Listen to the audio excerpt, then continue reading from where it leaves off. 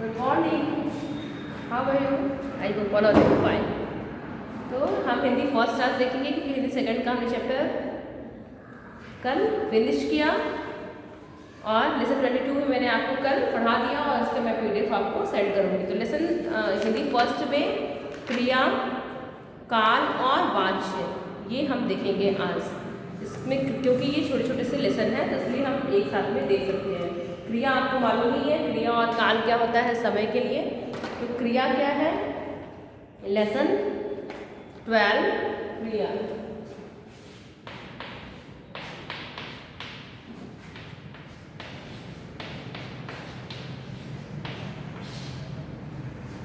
क्रिया आपका क्या होता है? जिन शब्दों से किसी कार्य के होने या किए जाने का किसी व्यक्ति या वस्तु के स्थिति से बोध होता है उसे हम क्रिया कहते हैं। जैसे बच्चे फुटबॉल खेल रहे हैं,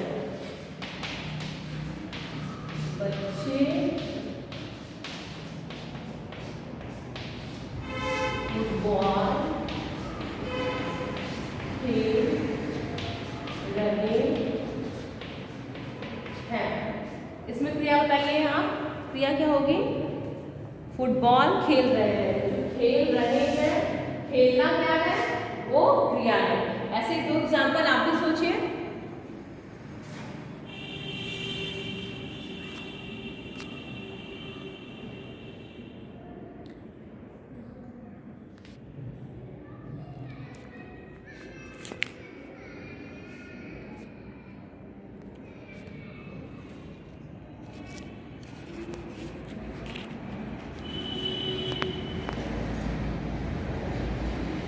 नेक्स्ट है सेकंड, क्या है आपका? दादाजी टहल रहे हैं,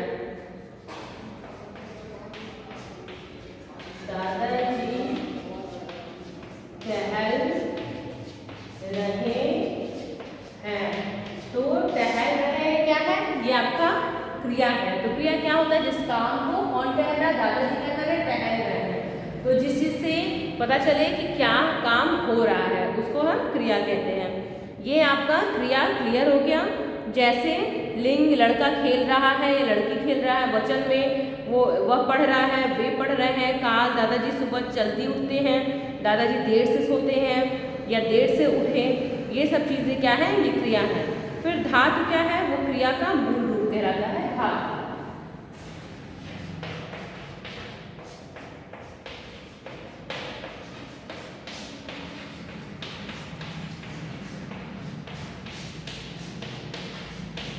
क्रिया का जो मूल रूप है वो धातु है। जैसे पढ़ना, लिखना, दौड़ना, टहलना, खेलना, जो उसमें खेल है, टहल है, कूदना, लिखना, पढ़ना, सोना, जगना, ये है धातु।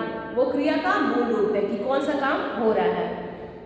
इसके बाद क्या है? क्रिया का सामान्य रूप। सामान्य रूप क्या है? क्रिया के मूल रूप को में प्रत्यय जोड़कर हम क्रिया का सामान्य रूप बताते हैं। जैसे ना, चलना, टहलना, उसमें प्रत्यय के लिए आपको दिया हुआ है कि ना जोड़कर आप उससे प्रत्यय शब्द बनाइए।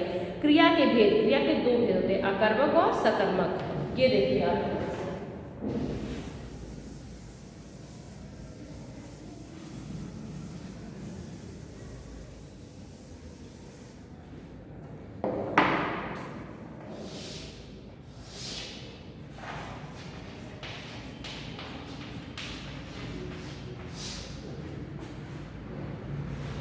अकर्मक क्रिया और सकर्मक क्रिया। अकर्मक और सकर्मक। तो अकर्मक क्या है? वे क्रियाएं जिनके साथ कर्म न लगे तथा क्रिया का व्यापार और फल दोनों कर्ता में रहे, वे अकर्मक क्रियाएं कराती हैं। जैसे मधुर हंस रहा है, ऐसे हंस रहा है तो उसके हंसने के लिए कोई काम नहीं करना है, सिर्फ एक जगह से हंसना है। काव्या बैठी है, काव्या बैठी है, काम नहीं कर रही है, कोई कार्य नहीं कर रही है, तो वो अकर्मक क्रिया है। देखिए इसका एक उदाहरण, काव्या बैठी है, मधुर हंस रहा है, हंस रहा है। ये आपकी हो गई अकर्मक क्रिया। और सकर्मक क्रिया होगी, क्या होगी?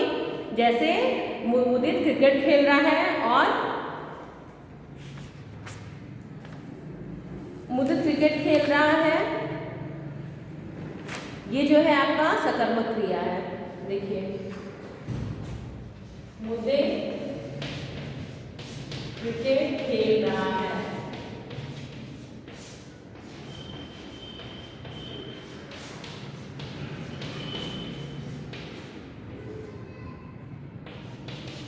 तो ये आपकी अकर्मक हो गई, जिसमें वो बैठी हुई है, बच्चा हंस रहा है, वो कुछ कर नहीं रहा है ऐसा काम जिससे शरीर का कोई मतलब शरीर को अपने हिलाना डुलाना पड़े, इस टाइप का कोई काम नहीं कर रहा है, तो वो अकर्मक क्रिया है। और सकर्मक क्रिया क्या है, वो क्रिकेट खेल रहा है, तो उसके लिए उसको मेहनत करनी है, तो वो चीज़ें हैं सकर्मक क्रिया। ये आपकी अकर्मक सकर्मक हो गई। इसमें सकर्मक में भी आपकी क्या है, एक कर्मक द्विकर्मक। तो एक कर्मक में क्या है, मैं चाय पी रहा हूँ, उमेश पुस्तक पढ़ रहा है, और द्विकर्मक में रमन ने वरुण को पुस्तक दी। एक कर्मक में क्या है कि मैं चाय पढ़ा रही हूँ, मैं चाय पी रही हूँ, मैं खा रही हूँ, सिर्फ एक कर्मक है जो खुद एक काम कर रहा है। लेकिन द्विकर्मक में क्या है कि रमन और रमेश और महेश या रमन और सुरेश जो भी है, दोनों मिलके एक दूसरे को पुस्तक दिए, कॉपी दिए, पेन दिए, आदान प्रदान किए हुए द्विकर्मक क्रिया होगी, क्योंकि वो दोनों मिलकर एक दूसरे का से काम कर रहे हैं या कुछ भी कर रहे हैं।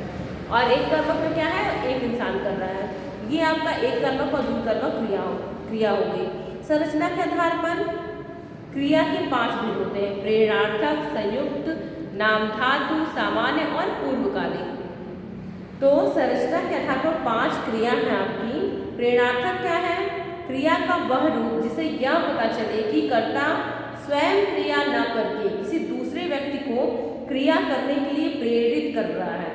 प्रेरणार्थक क्रिया, पिताजी ने मोहित से पानी मंगवाया, मैंने बच्चों से चाक मांगा कि बच्चा मुझे लाके डस्टर दे दो, मुझे चौक दे दो। तो ये प्रेरणार्थक क्रिया है कि किसी दूसरे को कह के फोर्स करके करवाया जा रहा है, खुद से नहीं किया जा रहा है। पहला आपकी हो गई ये प्रेरणार्थक क्रिया। अब इसको ध्यान से देखिए,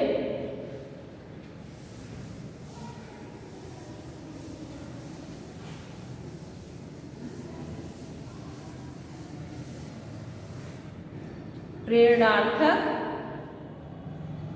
क्रिया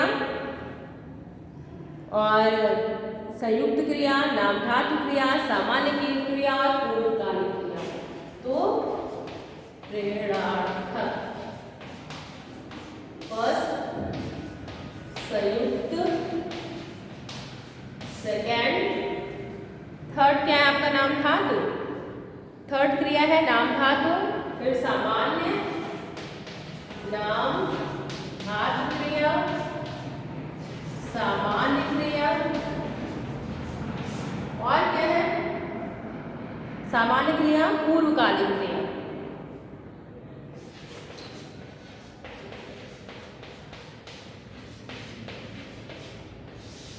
ये हो गई पहले आपकी प्रेरणार्थक क्रिया, जिसका मैंने आपको एग्जांपल दिया कि मैंने बच्चों से चौक मांगा या बच्चों से डस्टर मांगा, या फिर क्या कहते हैं वो धोबी को कपड़े धुलवाता है, पिताजी ने मोहित से पानी मंगवाया। ये है प्रेरणार्थक क्रिया। तो फर्स्ट प्रेरणार्थक क्रिया का एग्जाम्पल आपका कंप्लीट हुआ। सेकंड क्या है आपका नामधातु क्रिया, सॉरी संयुक्त क्रिया। संयुक्त क्रिया क्या है आपकी, 2 या 2 से अधिक धातुओं से बने क्रियापद, जैसे कूड़े को कूड़ेदान में डाल दो।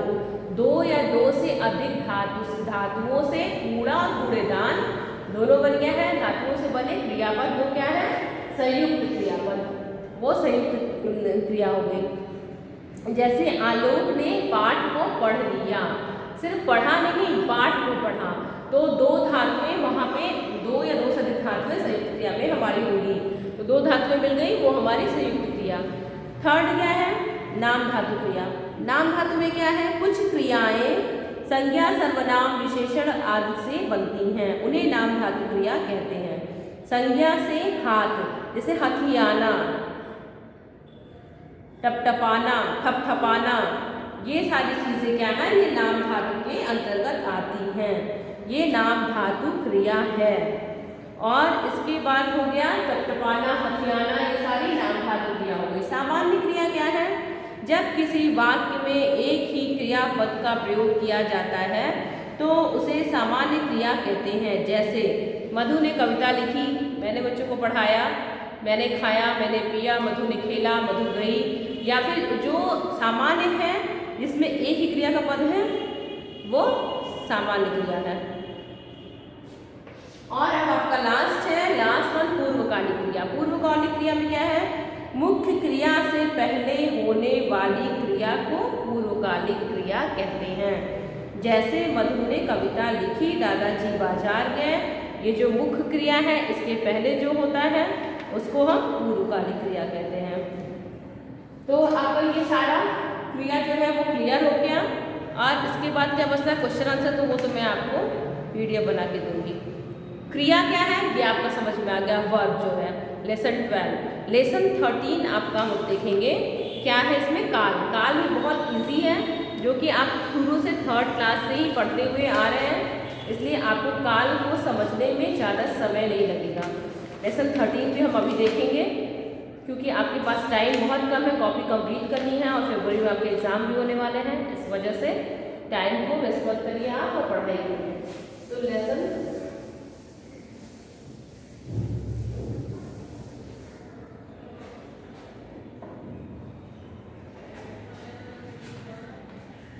13 है आपका।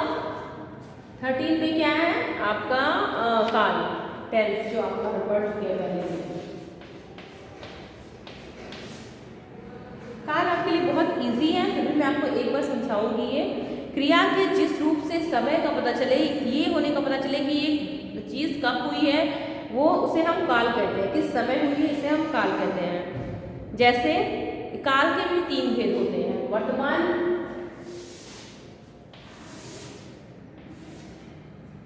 क्या है वर्तमान, भूतकाल और भविष्यकाल। ये आपका हो गया वर्तमान, भूत और भविष्य, प्रेजेंट, पास्ट और फ्यूचर। आपको टेंस पढ़ना होगा।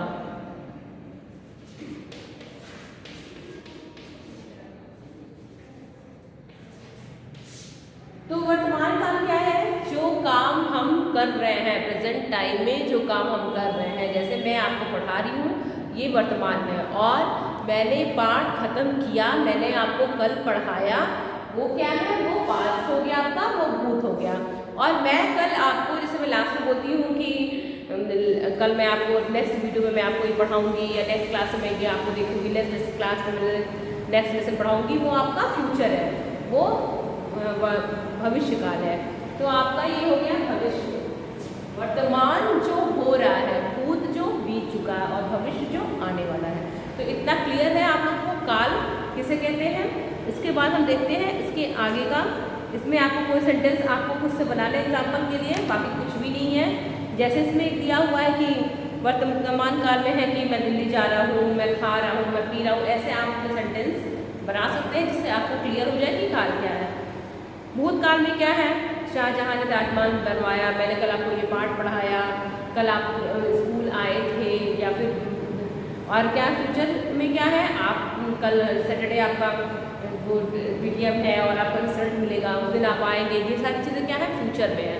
तो ये है वर्तमान, भविष्य और भूत। ये आपका एकदम क्लियर है, इसमें कोई प्रॉब्लम नहीं है, एकदम सिंपल है। जैसे आप जो काम कर रहे हैं वो वर्तमान में है, जो बीत चुका है वो भूत में हो, जो आप करेंगे, जैसे आप सैटरडे को रिजल्ट देने आएंगे, आपका पीटीएम होगा, वो आपका सारा फ्यूचर में है, भविष्य में है। तो इसमें और कुछ समझने की ज़रूरत नहीं है, इतनी चीज़ें आप ध्यान से समझ लीजिए। आप वैसे भी 7th क्लास में हो और 3rd क्लास से काल और क्रिया, सब वचन, सब कुछ पढ़ते आ रहे हैं। और सामान्य जो हम अपने काम में करते हैं, सामान्य टाइम में अपने सामान्यतः जो चीज़ हम यूज़ करते हैं, सब कुछ करते हैं, उसके लिए काल तो हमें पता ही है कि समय के लिए हम समय को किस तरह से करते हैं, समय को किस तरह बताते हैं कि हम कर रहे हैं या कर चुके हैं या फिर करने वाले हैं। इसके बाद ये आपका खत्म हुआ। नेक्स्ट आपका 14 है वाच्य। वाच्य में आपको नेक्स्ट वीडियो में लिखूंगी, क्योंकि अभी आपका क्रिया और काल खत्म हुआ है, इस लेसन को भी आप कंप्लीट कर लेंगे। कॉपी में आप कंप्लीट कर लीजिए। इसके बाद मैं आपको 2 क्या कहते हैं निबंध दूंगी आपको लिखने के लिए, कि निबंध और लेटर आप जल्दी से कंप्लीट कर लीजिए, आपको कोई प्रॉब्लम ना हो। एक तो है आपका मेरी अभिलाषा, और एक है विज्ञान वरदान या अभिशाप। ये आपको मैं अभी लिखती हूँ यहाँ पे।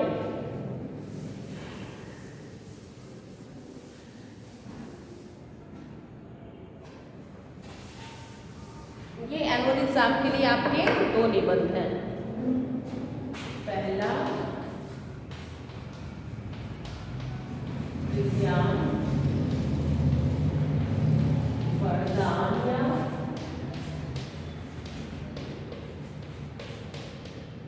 अभिशाप अथवा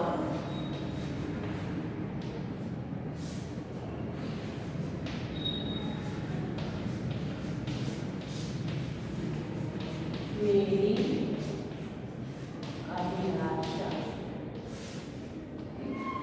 ये 2 निबंध हैं आपके, इसको अच्छे से कॉपी में लिख लीजिएगा। और लेटर भी मैं आपको दे दूँगी। अपठित गद्यांश तो आपको मालूम ही कि अपठित गद्यांश आना है। तो अगर आपका अभी तक गद्यांश आया है तो अपठित पद्यांश आपका एनुअल एग्जाम में आएगा। अपठित पद्यांश पेज नंबर क्या है आपका 128, इसको आप पढ़ लीजिएगा।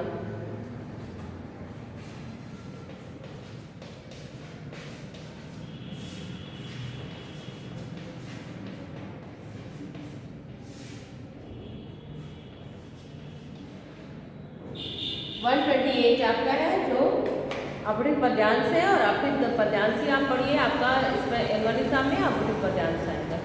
और मैं आपको, क्योंकि गद्यांश ऑलरेडी आपके में आ चुका है और आप लिख भी चुके हैं, लास्ट एग्जाम में आपका तो अपठित पद्यांश के लिए ही बचा हुआ है। और निबंध लेटर में आपको 2 लेटर भी दे दूँगी इससे लिखने के लिए, एनुअल एग्जाम के लिए। तो ये आप 2 लेसन कंप्लीट करिए। आपके लेसन लगभग कंप्लीट है इसके भी, और ज़्यादा कुछ बचा नहीं है। डायरी लेखन मैंने पहले ही आपको बता चुका है। इससे 19 आप अलंकार भी पढ़ चुके हैं। आपको पढ़ना क्या है, मुहावरे लोकोक्तियाँ और लेसन 18 मुहावरे और लोकोक्तियाँ, जो मैं आपको नेक्स्ट वीडियो में पढ़ाऊँगी। और विराम चिन्ह बहुत छोटा सा लेसन है जो आपको मालूम भी है अच्छे से। और वाक्य विचार, ये छोटी छोटी चीज़ें हैं, बहुत ज़्यादा लेसन बड़े नहीं है अब अभी आपके पास, बस मुहावरे लोकोक्तियाँ थोड़ा सा है। और अभिकारी शब्द, अव्यय, वाच्य, ये सब मैं आपको नेक्स्ट वीडियो में बताऊँगी। तब तक आप इतना लिख के और कॉपी कंप्लीट करे रहिए। All the best, have a nice day.